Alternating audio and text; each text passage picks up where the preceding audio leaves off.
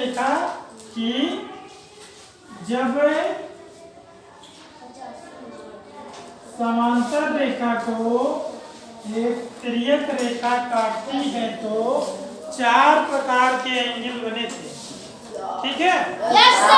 पहला था बाह्य कोण, ठीक है, दूसरा था और तीसरा था संगत कोण और चौथा एकांतर कोण। ठीक है? Yes sir. इनकी डिफिनीशन और कहाँ कैसे बनते हैं इनके बारे में समझ चुके हो अच्छी तरह से। इनकी प्रॉपर्टी को आज हम जान लेते हैं। ठीक है?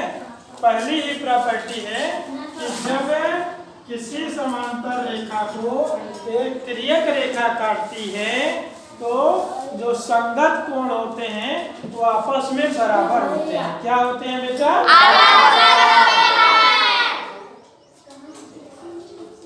ठीक है? Yes sir.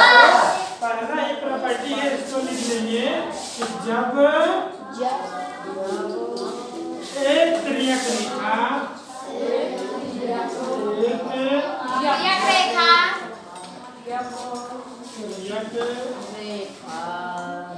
रेखा दो समांतर रेखाओं को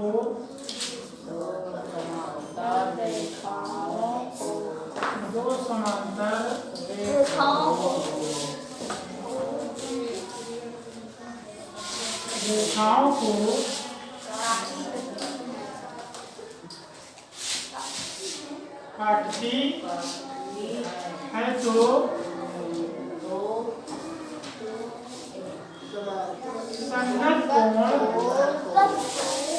संगत कोण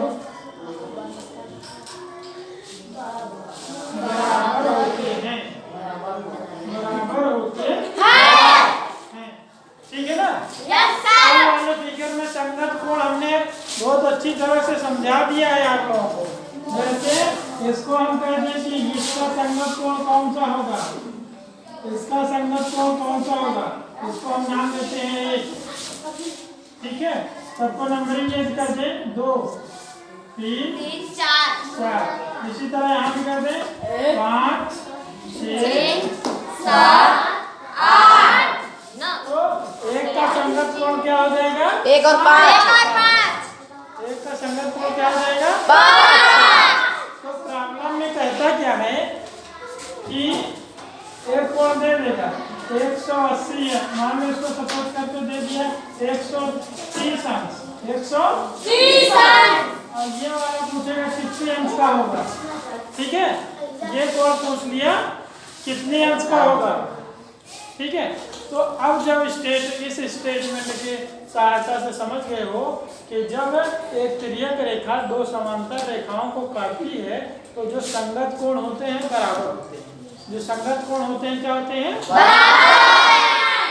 अगर ये 130 अंश का है तो ये वाला कोण भी कितने का होगा? 130 अंश का।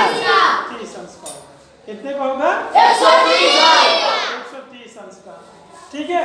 यदि हम ये कोण कह दें किसी आप लोगों को कि ये कोण 75 अंश का है, ठीक है, तो ये वाला कोण कितने अंश का होगा? 75। कितने अंश का होगा? 75 अंश का, क्योंकि ये दोनों कोण आपस में संगत कोण है। और अब ये बात जान गए हो कि संगत कोण आपस में क्या होते हैं? बराबर। संगत कोण आपस में ठीक है? तो अब हम पूछेंगे जिससे वही बताएगा। ठीक है?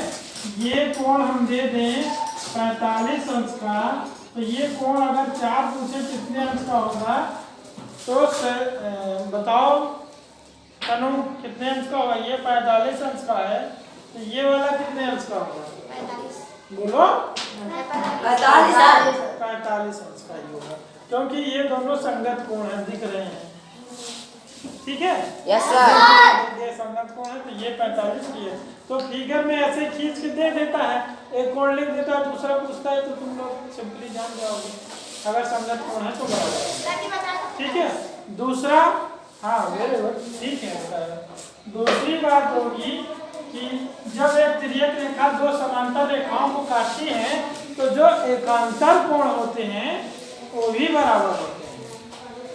जो एकांतर कोण होते हैं वो भी बराबर होते हैं। ये भी आपके बात दिमाग में अच्छी तरह से नोट कर लोगे आप लोग। जब एक तिर्यक रेखा तिर्यक रेखा जब एक तिर्यक रेखा दो समांतर रेखाओं को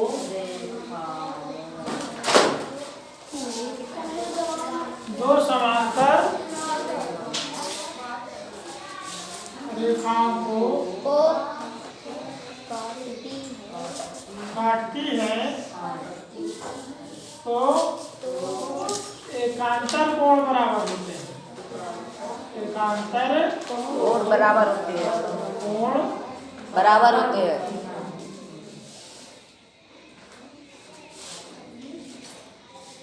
बराबर होते हैं। ठीक है, ये दूसरी बात भी नोट कर लोगे अच्छी तरह से कि जब एक तिर्यक रेखा दो समांतर रेखाओं को काटती है तो एकांतर कोण भी बराबर होते हैं। एकांतर कोण भी बराबर होते हैं। बराबर होते हैं। ठीक है, और एकांतर कोण किसका कैसे बनता है, कहाँ पे बनता है, ये बात कल ही हमने डिस्कस कर दी थी। जैसे नंबरिंग करते हैं 1 2 3 4।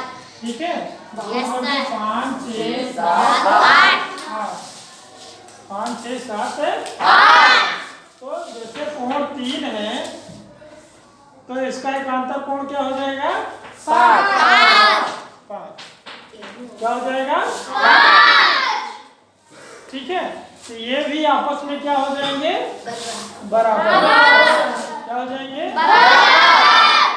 तो दो बातें अच्छी तरह से दिमाग में नोट कर लो कि जब एक तिर्यक रेखा दो समांतर रेखाओं को काटती है तो संगत कोण बराबर होते हैं, और इसी तरह जब एक तिर्यक रेखा दो समांतर रेखाओं को काटती है तो एकांतर कोण भी बराबर होती है।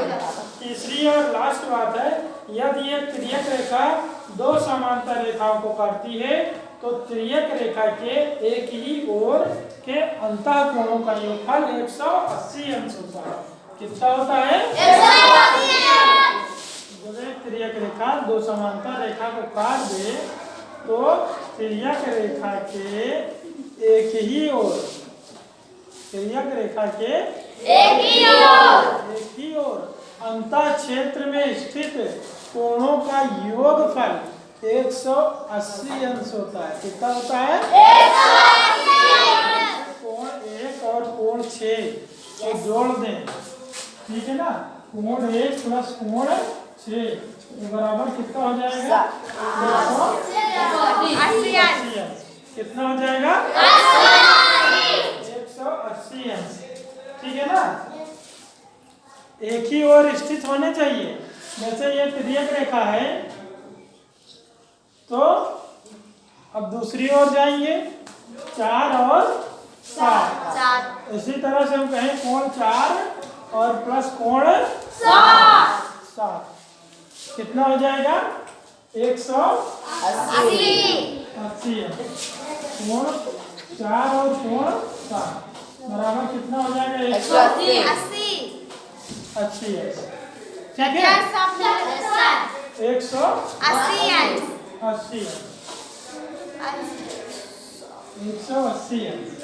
ठीक है, तो तीसरी बात निकल के क्या सामने आई कि यदि एक तिर्यक रेखा दो समांतर रेखाओं को काटती है तो तिर्यक रेखा के एक ही ओर के अंतः कोणों का योगफल 180 अंश होता है। इसको भी नोट कर लोगे अच्छी तरह से। तीसरी बात, यदि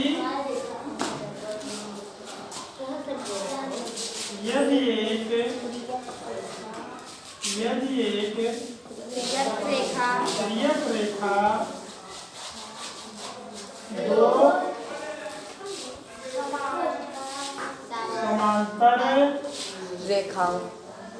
दो समांतर रेखाओं को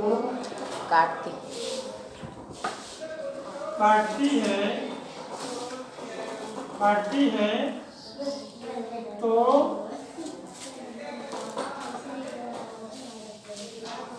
तो तिर्यक रेखा के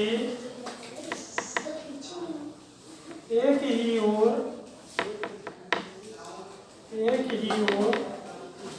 के अंतः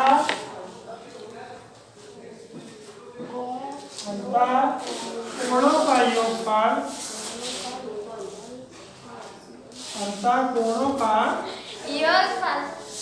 योगफल 180 अंश से होता है, यानी कि संपूरक। ठीक है ना? Yes sir. पूरक। ठीक है। तो एक ही ओर के अंतर कोणों का योगफल कितना होता है? 180। ठीक है। तो ये तीनों बातें अच्छी तरह से आप लोग अपने दिमाग में बैठा लो। ठीक है। पहली बात हमने क्या बताया कि जब एक तिर्यक रेखा दो समांतर रेखा को काटती है तो जो संगत कोण होंगे वे सब क्या होंगे? बराबर। जो संगत कोण होंगे वे सब क्या होंगे? बराबर। ठीक है। देख देगा उसके संगत में क्वेश्चन मार्क, उसको आपको बताना होगा तो ऑटोमेटिक समझ जाओगे। जब ये स्टेटमेंट याद रहेगा आप लोगों के संगत कोण आपस में बराबर होते हैं तो भी बता ले जाओगे। इसी तरह से दूसरा पॉइंट है कि जब एक तिर्यक रेखा दो समांतर रेखाओं को काटती है तो जो एकांतर कोण होते हैं वो भी बराबर होते हैं। ठीक है। तीसरी और लास्ट बात है कि यदि एक तिर्यक रेखा दो समांतर रेखाओं को काटती है तो तिर्यक रेखा के एक ही ओर के अंतः कोणों का योगफल कितना होता है? 180 डिग्री। 180 अंश। ठीक है। तो ये तीनों बातें अच्छी तरह से दिमाग में रख लो, तब फिर हम इस पर आधारित न्यूमेरिकल करवाते हैं। Yes sir. इस पर आधारित सवाल सॉल्व करवाते हैं। ठीक है। तो इनके डेफिनेशन और ये तीनों पॉइंट अच्छी तरह से याद करिए। लिख लो पहले इसको।